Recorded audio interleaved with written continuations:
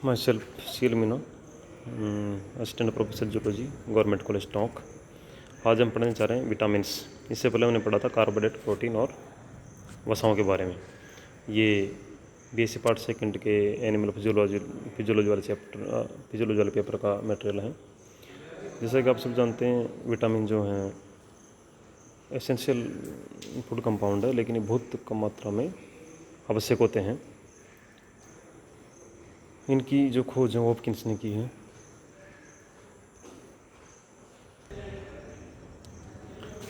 तो विटामिन्स के बारे में सबसे पहले जानकारी हॉपकिंस ने प्राप्त की थी और उन्होंने एसेसरी फूड फैक्टर्स इनको कहा। विटामिन्स नाम सी पंक के द्वारा दिया गया। विटामिन की कमी से अभाव रोग होता है। अभाव रोग का मतलब है किसी कमी से बॉडी का उपापचय या प्रभावित होता है, अन्य प्रभावित होते हैं और उनके फलस्वरूप कोई डिजीज होती है। तो विटामिन की पाचन की अगर बात करें तो विटामिन चूँकि बहुत माइक्रोन्यूट्रिएंट, बहुत छोटे मॉलिक्यूल्स होते हैं, इसलिए इनका पाचन की आवश्यकता नहीं पड़ती। ये डायरेक्ट आंतरिक कोशिकाओं द्वारा अवशोषित कर लिए जाते हैं। विटामिन के अगर क्लासिफिकेशन की बात करें तो इनको दो तरह से बांटा जाता है, एक तो जल में घुलने के आधार पर और एक वसाओं में घुलने के आधार पर। तो वसा वाले विटामिन का एग्जाम्पल है ए, डी और ई के। ये चार विटामिन है जो वसा में घुलनशील हैं। और विटामिन सी और विटामिन बी कॉम्प्लेक्स जल में घुलनशील होते हैं। विटामिन बी कॉम्प्लेक्स का मतलब है कि इसमें बहुत सारे विटामिन होते हैं, B1, B2, B3, B5, B6, इस तरह से B12 तक होते हैं। तो इस तरह इनको बी कॉम्प्लेक्स कहा जाता है। अब आते हैं विटामिन ए पर। विटामिन ए का रासायनिक नाम है कैरोटीनॉइड। ठीक, इसमें रासायनिक नाम बहुत ज़रूरी याद होने चाहिए क्योंकि ये कई बार पूछे जाते हैं एग्जाम में। और विशेष रूप से कंपटीशन के एग्जाम की अगर बात करें तो विटामिन का रासायनिक नाम और उनकी कमी से होने वाले रोग ज़्यादातर एग्जाम्स में आते हैं। लेकिन फिर भी ग्रेजुएशन के हिसाब से भी याद होना चाहिए और भी चीज़ें याद होनी चाहिए। तो विटामिन ए कैरोटीनॉइड इसका रासायनिक नाम है और ये शारीरिक वृद्धि में और रोडोप्सिन के संश्लेषण में काम आता है और त्वचा को स्वस्थ रखने में भी इसका रोल है। रोडोप्सिन रेटिना में पाया जाता है जो कि अंधेरे और प्रकाश में डिफरेंस करता है। तो विटामिन ए की कमी से नाइट ब्लाइंडनेस होगा, यानी अंतोदी। जब रोडोप्सिन का निर्माण नहीं होगा तो वो व्यक्ति अंधेरे और प्रकाश में डिफरेंस नहीं कर पाता और रात में उसको दिखाई नहीं देता, तो इसको रंतोदी कहा जाता है। इसी प्रकार से त्वचा स्वस्थ हो जाती है तो उसको केरेटिनाइजेशन, त्वचा शुष्क हो जाती है, कटने फटने लगती है। तो केरेटिनाइजेशन भी या क्रिएटिव होन भी विटामिन ए की कमी से होने वाला एक रोग है। अब है विटामिन B1 का सामान्य नाम थायमिन। हाँ, ये इसका मुख्य रोल है कार्बोहाइड्रेट के अपचय में और तंत्रिका और पेशियों के सामान्य कार्यों के नियमन, regulation of muscles and nerves action. इसी कमी से बेरी बेरी रोग होता है, जो मस्तिष्क संबंधित रोग है, न्यूरॉन से संबंधित रोग है। दूसरा विटामिन B2 है जिसका रासायनिक नाम राइबोफ्लेविन है और इसका भी मांसपेशियों को स्वस्थ रखने में महत्वपूर्ण भूमिका है। इसकी कमी से बाल झड़ने लगते हैं, त्वचा विकार होता है, ग्लोसाइटिस मतलब जीभ की बीमारी, जीभ कटने लगती है। तो अगला है विटामिन B3। इसका सामान्य नाम है नियासिन। इसकी जो कमी से होता है पेलेग्रा रोग होता है। ये सामान्यतः नॉर्थ अमेरिका में पाई जाती है बीमारी, जो एल्कोहलिक जो लोग होते हैं। और इसका सिम्टम है इन्फ्लेमेंट स्किन फूलने लगती है, सूजन आ जाती है स्किन पे, और डायरिया और डिमेंशिया यानी उल्टी और मन खराब होना, इस तरह की चीज़ें इसमें होती हैं। और स्किन पर डार्क धब्बे बन जाते हैं। तो ये पेलेग्रा रोग की निशानी है। विटामिन B3 को पेंटोथेनिक एसिड कहा जाता है और इसकी कमी से थकावट, निद्रा, अवसाद, चिड़चिड़ापन, पेट दर्द, उल्टी, इस तरह के लक्षण देखे जाते हैं। और सबसे इम्पोर्टेंट हीमोग्लोबिन के निर्माण में सहायक होता है। और रूमेटॉइड आर्थराइटिस मतलब जो जॉइंट्स पे जो पेन होता है उसको रूमेटॉइड आर्थराइटिस बोलते हैं। तो उससे भी ये सुरक्षा करता है। तो इसका जो स्रोत है जिससे प्राप्त होता है वो मशरूम और अंडा और सूरजमुखी के बीज और शकरकंद इसके मुख्य स्रोत हैं। इसी प्रकार से बात करते हैं हम विटामिन B6 की। विटामिन B6 जो है उसका रासायनिक नाम है पायरिडोक्साइन और इसका स्रोत है दूध, मछली, गाजर, केला और मटर। ये जो है रक्त के निर्माण में बहुत सहायक होता है, इसलिए इसकी कमी से रक्तक्षीणता, एनीमिया हो जाता है और वज़न में कमी होने लगती है। तो और डर्मेटाइटिस यानी त्वचा की बीमारियां भी इसकी कमी से होने लगती है। तो इसमें याद रखना B6 बहुत इंपॉर्टेंट है। पायरोडोक्सिन इसका रासायनिक नाम और इसी कमी से एनीमिया रोग होता है। अगली बात करते हैं अपन विटामिन B7 की, जिसका रासायनिक नाम है बायोटीन और इसका स्रोत है अंडे का योक, यीस्ट और दूध। इसका कार्य भी क्या है, कार्बोहाइड्रेट के पाचन में सहायक होना, और इसकी कमी से भी क्या होगा, त्वचा संबंधित रोग होंगे, डर्मेटाइटिस होगा, पेशियों में दर्द होगा, अरुचि एनोरेक्सिया जिसको बोलते हैं, यानी किसी काम में रुचि नहीं होगी, कुछ खाने का मन नहीं करेगा, ऐसा होगा, नोइजिया होगा। ये विटामिन B7 मतलब B9 का रासायनिक नाम फोलिक एसिड। और जैसे कि जानते हैं फोलिक एसिड की गोलियाँ जिसकी खून की कमी हो जाती है उसको दी जाती है। कई बार आपने देखा होगा डॉक्टर सलाह देता है या लिखता है, रिकमेंड करता है फोलिक एसिड की गोलियाँ। तो ये खून के निर्माण में बहुत महत्वपूर्ण है, रुधिर निर्माण में। तो इसका जो स्रोत है हरी पत्तियाँ, सोयाबीन और पालक, जैसा कि अब डॉक्टर को दिखाने जाते हैं और खून की कमी होती है तो हरी पत्तियाँ पालक खाने का वो बोलता है। इसका कार्य वृद्धि और रुधिर निर्माण और न्यूक्लिक अम्ल उपापचय, और इसकी कमी से होता है मैक्रोसाइटिक एनीमिया। मैक्रोसाइटिक एनीमिया का मतलब है कि आरबीसी का साइज बढ़ जाता है, तो साइज बढ़ेगा तो संख्या में कम हो जाएगी आरबीसी संख्या में कम होगी, क्योंकि स्पेस ज़्यादा घेरेगी तो हीमोग्लोबिन की कमी हो जाती है, हीमोग्लोबिन की कमी होगी तो वो खून की कमी मानी जाती है और फिर उसको मैक्रोसाइटिक एनीमिया कहा जाता है। मैक्रोसाइटिक यानी साइज में बढ़ जाती है आरबीसी सेल्स। इस प्रकार से विटामिन B12 है साइनाकोबालामाइन ये कहलाता है, साइनोकोबालामाइन। इसका स्रोत है यकृत, अंडा, दूध, मांस, मछली और फल।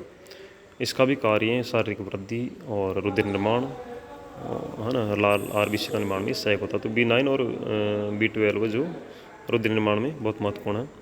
इसका जो होता है परनीशियस एनीमिया कहा जाता है इसको, परनीशियस में आरबीसी की संख्या में कमी हो जाती है। विटामिन C ये बहुत इंपॉर्टेंट विटामिन है और जल विलेय, जल में घुलने वाला विटामिन है। B और C जो है जल विलेय विटामिन होते हैं।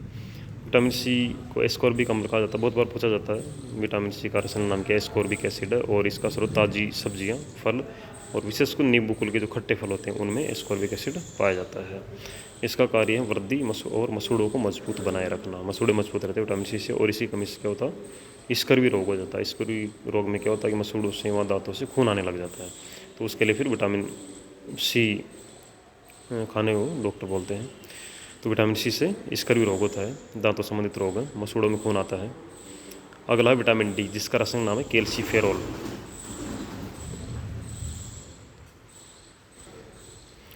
विटामिन D का रासायनिक नाम कैल्सीफेरोल है और इसका स्रोत है तेल, यकृत, मक्खन, प्रकाश और सब्जियां। आपने अच्छे से सुना कि धूप में बैठे विटामिन D लीजिए, तो कैल्सीफेरोल एक तत्व जो प्रकाश से अभिक्रिया करके इसका निर्माण होता है और उसे ही विटामिन D बोला जाता है। तो इसलिए प्रकाश में बैठने से विटामिन D बोलते हैं, विटामिन D प्राप्त होगा।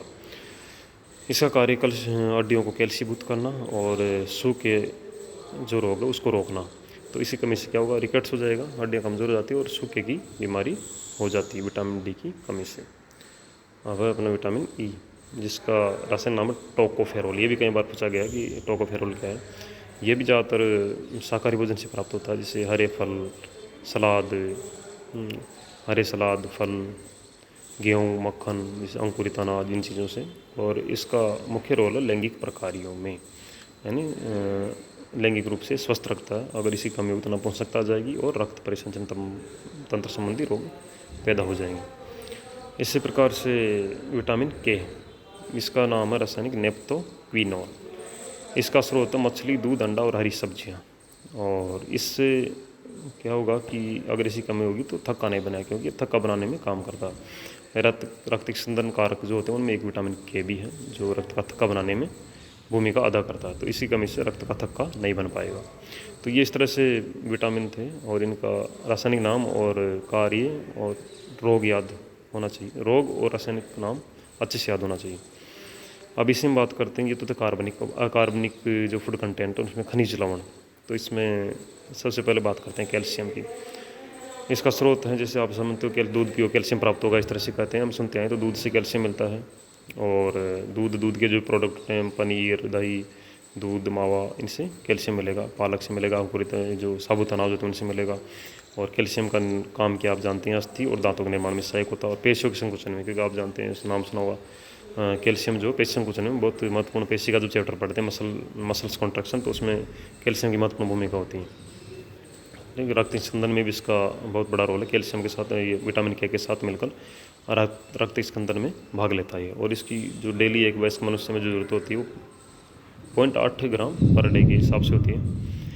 इसी प्रकार से अगला फास्फोरस, ये भी दूध, पनीर, मांस, मछली से मिलता है और इसका कार्य अस्थि और दांतों के निर्माण में, हड्डियों में अधिकतम जो पार्ट होता है फास्फोरस का होता है और ये 1.2 ग्राम पर डे इसकी ज़रूरत होती है। इसी प्रकार से लोहा जो है ये भी पालक से, साबूदाना से प्राप्त होगा और हीमोग्लोबिन का निर्माण करता है, सब जानते हैं। इसका जो रिक्वायर्ड जो मात्रा होती है वो है 15 से 20 मिलीग्राम बच्चों में पर डे और वयस्क में 30 मिलीग्राम पर डे होती है। आयोडीन ये समुद्री भोजन से मिलता है, क्योंकि समुद्री भोजन खारा होता है, उसमें आयोडीन होता है, इसलिए समुद्री जो मछलियाँ, झींगा जो भी लोग खाते हैं तो उनमें इसकी आपूर्ति आराम से हो पाती है। इसी प्रकार से आयोडीन युक्त लवण, एड सुना होगा आपने, तो आयोडीन युक्त जो लवण होता है उससे भी इसकी प्राप्ति होती है और थायराइड ग्रंथि के लिए सहायक है, थायरोक्सिन के निर्माण में हेल्प करता है। और इसकी जो बहुत कम मात्रा इसकी चाहिए, 0.1 से 0.15 मिलीग्राम पर डे इसकी मात्रा चाहिए। अगला सोडियम, ये मांस, मछली, अंडा और खाने के सोडे से मिलता है। दैहिक द्रव जो बॉडी फ्लूइड होता है उसके संतुलन में बहुत महत्वपूर्ण है, क्योंकि आपने पढ़ा होगा कोशिका जो होती है उसमें बाहर की तरफ सोडियम पाया जाता है, भीतर की तरफ पोटेशियम पाया जाता है, तो उसका जो आवागमन होता है अर्धपारगम्य झिल्ली के द्वारा वो चलता रहता है। तो जिनका दैहिक द्रव के संतुलन में इस तरह से सोडियम अति आवश्यक है और पेशी और तंत्रिका उद्दीपन के लिए भी सोडियम आवश्यक है। इम्पल्स जो आती है, इम्पल्स एक तंत्रिका दूसरे तंत्र तक जाती है तो उसमें सोडियम का महत्वपूर्ण रोल है। इसी प्रकार से लास्ट पोटेशियम, पोटेशियम भी मछली, अनाज, फल, सब्जियों से मिलता है और ये अंत कोशिकीय जल के संतुलन, जैसा अभी मैंने बताया था कि पोटेशियम कोशिका के अंदर की ओर पाया जाता है और सोडियम बाहर की ओर, तो इनका जो मात्रा बराबर बनी रहती है तो आपस में कोशिकीय जल संतुलन में सहायक होते हैं। हृदय की दर का नियमन करते हैं। कोबाल्ट मांस, अनाज, पत्तेदार सब्जियों से मिलता है, 0.2 मिलीग्राम पर डे की आवश्यकता होती है। शारीरिक वृद्धि में सहायक है और भूख लगने में ये सहायक होता है और त्वचा की रक्षा करता है। तो इस तरह से विटामिन और खनिज लवणों के बारे में जानकारी थी। धन्यवाद।